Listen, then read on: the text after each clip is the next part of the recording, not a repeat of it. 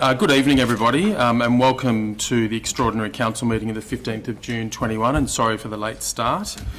Can I advise that Council is now web streaming its standing committees and Council meetings live to the internet, and as such all those present should refrain from making any defamatory statements. Your attendance at this meeting is your acceptance of the condition that your image may be recorded and streamed to the internet, as well as being retained in the archive of the recorded Council meetings and standing committee meetings. I now formally open the 15 June 2021 Extraordinary Council meeting, the time being 5:04 p.m. First up is prayer and acknowledgement of country, and I think Councillor Jones is doing that now, Deputy Mayor.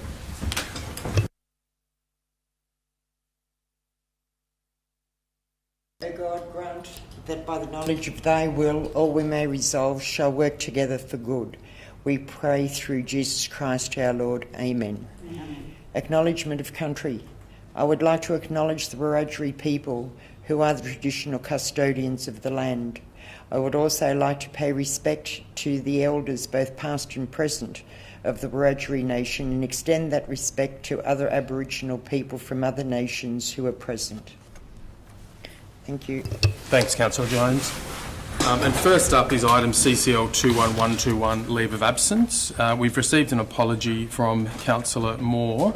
Can I please have someone move that that apology be accepted? Thanks, Councillor Gumley, and seconded by Councillor Etheridge. Any questions or debate? All those in favour and against, I declare it carried.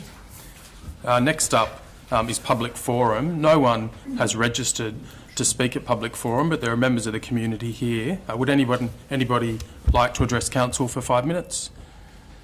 No? Okay, we'll move on from that. First up then is a mayoral minute, item CCL 21122A. I'll move that mayoral minute. Have we got a seconder? Thanks, Councillor Ryan. I'll just speak to that briefly. Excuse me, Mr Mayor. I'm just declaring a conflict of interest in this matter rather than seconding it. Just for the record, I'm declaring a non-pecuniary less than significant interest. My brother and sister-in-law are involved in the local motel industry, which is a potentially competing interest to Airbnb.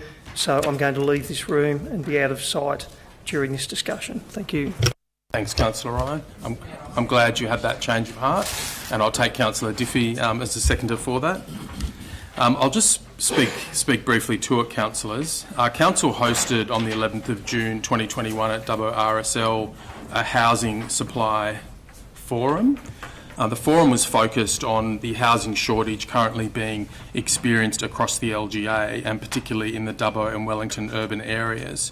The purpose of the mayoral minute is to note the work undertaken by council staff in hosting the forum, to reference some of the important outcomes, and further to seek council's endorsement of staff leading a reference group for an initial period of 2 years to ensure that the work of the forum continues. The forum was well attended by a range of real estate professionals, property managers and sales agents, community and public housing providers, business leaders, government representatives, developers, industry representatives and others. It was also attended by a large number of councillors. I'd like to acknowledge the work undertaken by the Development and Environment Division, in particular Council's Growth Planning Projects Leader, Ms Carmel O'Connor, in the preparation and also the hosting of the forum, I should say. She did a great job. There's no doubt that housing looms large as an issue for all of us in regional New South Wales.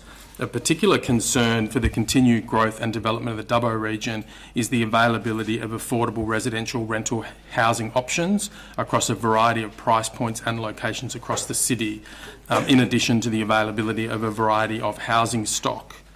Some key statistics illustrate the matter, and some 4 years ago we had a 2% rental vacancy rate, and we now in the Dubbo and Wellington areas have a vacancy rate of 0.0 and 0.9 respectively. So that demonstrates some of the changes in the area and some of the challenges that we are confronting.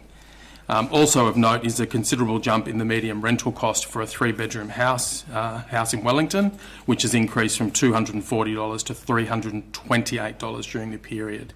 In respect of Dubbo, this includes an increase in the median 2-bedroom unit price from $240 to $285, and increases in the medium 3-bedroom house price from $340 to $360.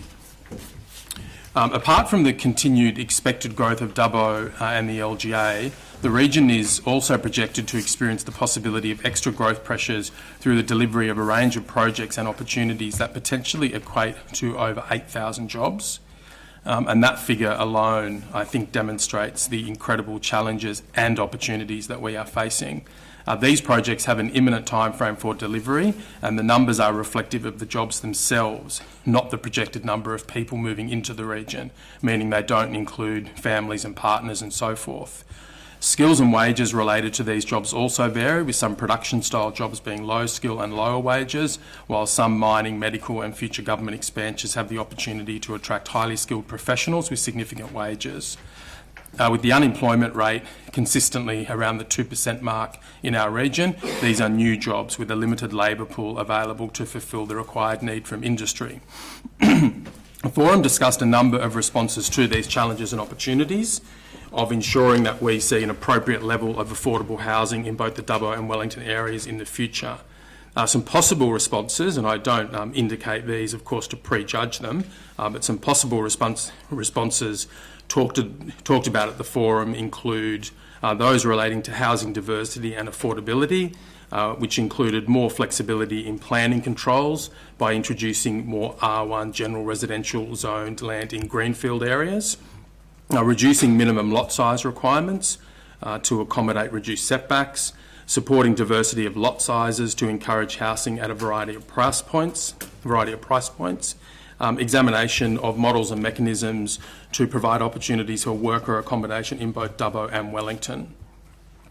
Under the heading or subject matter of potential rezoning, with preparation of the comprehensive LEP occurring, review the suitability of residential zones and their permissible development activities to facilitate more diversity in housing stock. Under the subject matter of developer contributions, undertake a review of Council's developer contributions framework to ensure there is greater clarity between infrastructure proposed to be delivered and contribution rates. Potential review of developer contributions in the CBD to improve the viability of low to medium rise apartment buildings. Potential deferred payment of contributions for multi-unit dwellings. Review of vehicle parking offset contributions for development that cannot provide the required parking spaces in the Dubbo CBD. Staff are due to report back to the July ordinary meeting of Council on options for addressing our housing supply issues, including on whether there is a role for Council in property development, particularly in the area of medium and high density housing, and councillors will recall previous discussions about those matters.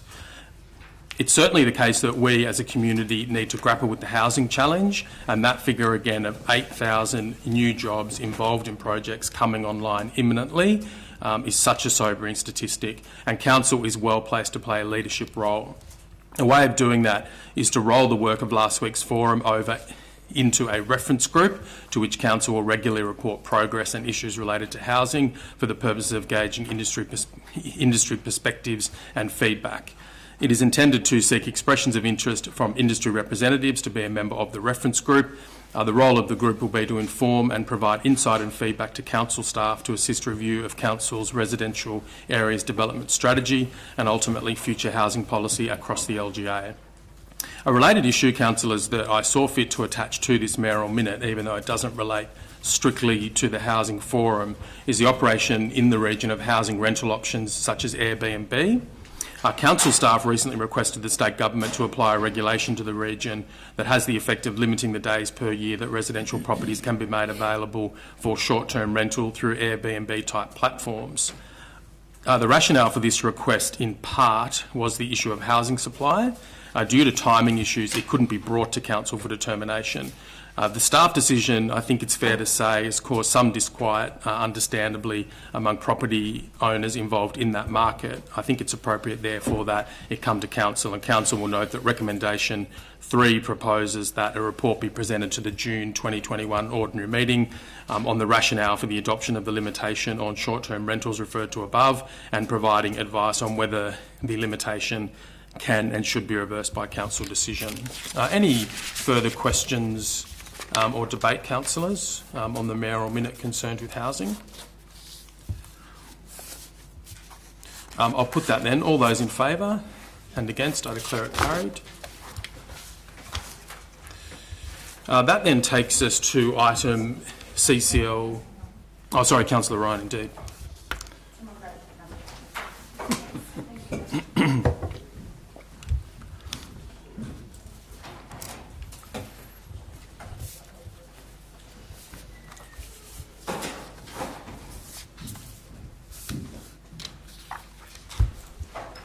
Okay, thanks, Councillor Ryan. That brings us to item CCL 21122B, submission in response to a notice of intention from the Minister of Local Government to issue a performance improvement order. I'll move that mayoral minute. Can I have a seconder? Thanks, Councillor Etheridge. Any questions or debate, councillors? Yeah, look, I'll just speak to it briefly. And it will obviously go up into the council papers and people will see the proposed submission, but it's proposed that council respond to the Minister's service of the proposed performance improvement order by way of a submission from our interim CEO, Mr Murray Wood. The submission seeks to address each of the areas of concern that have been raised by the Minister, and those, in short, councillors, are related to the issue of information requests, so the way that councillors seek information from senior staff. And people will see in the submission that it's proposed that there will be an interim policy for a month in which information requests go through a particular process which Mr Wood will play a central part in, and that then staff will bring to us in the July meeting a proposed policy for the way that information requests will be made by councillors. The submission also advises the Minister that we will place on public exhibition all changes previously made to the payment and provision of expenses for the Mayor and Councillors policy, and we will then advise of any feedback from the community on those matters. It's also concerned with the question of undertakings, and councillors will recall that the Minister in the proposed performance improvement order had proposed an undertaking to be signed by councillors, so we've decided to, or it's proposed in this mayoral minute, that councillors might elect to make a voluntary undertaking that will be in a written form and then provided to the Minister with this submission. Look, there's a number of other issues addressed in the submission, but I think the ones I've spoken to are the main ones. Look, I think the submission that is proposed by our interim CEO is appropriate. It's worded in a very careful way, and I think will best ensure that the Minister understands that it's very much our intention as a group to draw a line in the sand and to move on in a constructive and positive way and to comply with our various obligations, not least the Code of Conduct. Any further questions or debate, councillors? I'll put that minute then. All those in favour and against, I declare it carried. That brings us to item CCL 21123, which is the matter concerned with the independent investigator. It's going to be necessary to move into committee of the whole only fairly briefly, and then we will return to the public council meeting. So members of the community here should not leave if they wish to hear the entirety of the matter, because we will only be going into committee of the whole, I think, for a relatively short period. So can I have someone move us into committee of the whole? Thanks, Councillor Jones, seconded by Councillor Etheridge. All those in favour? Against? I declare it carried, and I note the time is 5:19 p.m. As we're moving into committee of the whole, in a confidential sense, I'd like to thank the members of the public and media who have been in attendance. As I've said, if you wish to wait downstairs, I think the public part of the meeting will commence again pretty soon. Please stop the web streaming.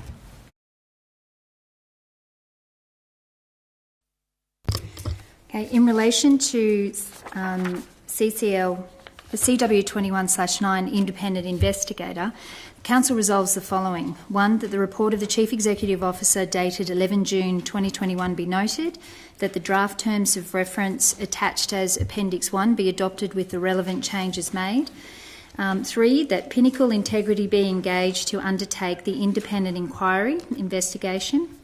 And number 4, that the report be made available publicly, with the exception of Appendix 2 on the original report, which must remain confidential.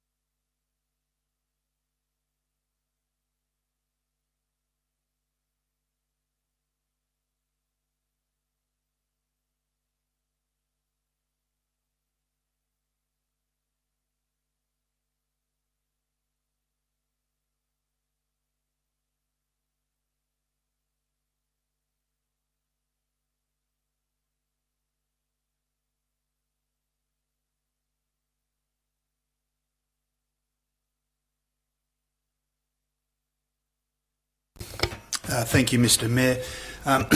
As you highlighted, the Council made resolutions in relation to Mr Phillips's involvement in the appointment of our investigator. What I did immediately following the Council resolution was to contact Mr Phillips, and he indicated verbally that he felt that he may be conflicted in actually nominating an individual firm. He then subsequently took the matter to his audit committee, and they confirmed that position. But in his correspondence, he did remind me that in mid-April that he had unprompted suggested two firms that may be suitable for some form of investigation if council was to head down that position. He wanted to make it clear that he was just reminding me of that fact, and it would be probably worth my while to make inquiries with those firms, as he had previous experiences with them and felt that they would have been suitably qualified to undertake this task.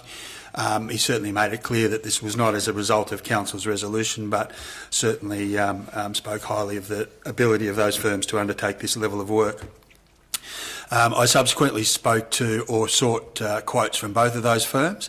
One of those firms was unable to assist us given their existing workload, and so declined to participate in that process. The firm that we've appointed, Pinnacle Integrity, we're certainly happy to be involved, and I've worked closely with them over the past 2 to 3 weeks to get us to this point, to where we are. So the CEO and myself had a meeting with them today.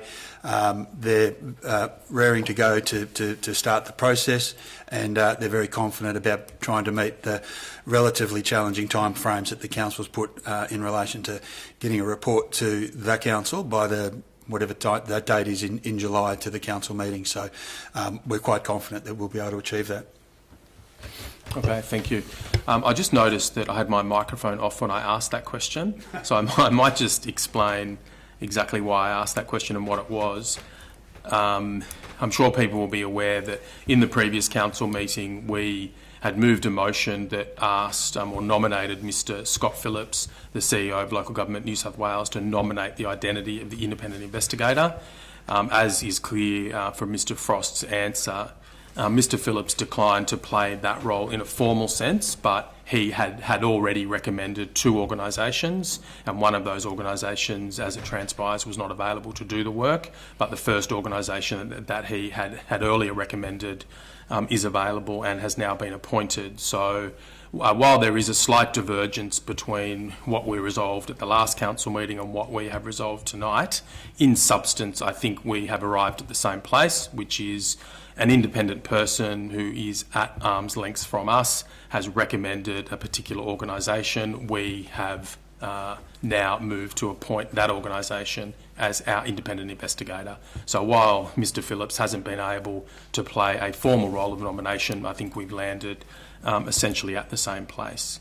Look, the purpose of the independent investigator, I think, is pretty clear from the council papers, but in short, It's to investigate all code of conduct matters that have been dealt with in the term of council. It's to look at those, as we would expect, very closely, very carefully, to determine whether our complaint processes have worked as they should over the term of council. And people will be aware that various opinions have been raised in the community, including by our local state MP, stating that there has not always been public confidence in our complaint processes. This process, I hope, will well and truly inquire into the reality of the situation and bring back to us a report that can assure us one way or the other about the integrity of those processes over the term of council. And look, I think people well understand why that's an important thing. The second aspect of the independent investigator that we have created and appointed is to look into that question of regulatory and legal compliance, and that's something that any board of directors, any council is always going to be keenly concerned with. Is the organisation as a whole acting in accordance with the law? Is it acting in accordance with the regulatory constraints that are imposed by the various levels of government? That's something I think that we should be keenly interested in. We need to keep these things, though, very separate from the existing code of conduct process, because the existing code of conduct process has the force of law under state law, and we can't create some alternative process. So what we have created and what we have reached a point of finality with this evening is not an alternative way of rehashing code of conduct matters. It's not an alternative way of working out if someone has breached the code of conduct or not. It has a quite distinct and separate purpose. That purpose is to look at the integrity of our processes in respect to the code of conduct and to look at that question of legal and regulatory compliance. So I certainly commend all of it to councillors. Any further questions or debate, councillors? I'll put that then. All those in favour and against, I declare it carried. There being no further items for consideration of the extraordinary council meeting, I declare the meeting closed, the time being 5:31 p.m.